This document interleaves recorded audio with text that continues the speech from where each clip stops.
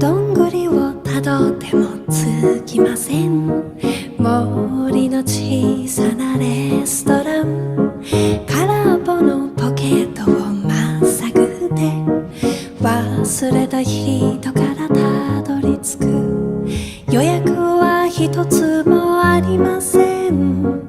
森の小さなレストラン、空席だらけのランチ時、小鳥がパタパタ笑ってる。チュルチュル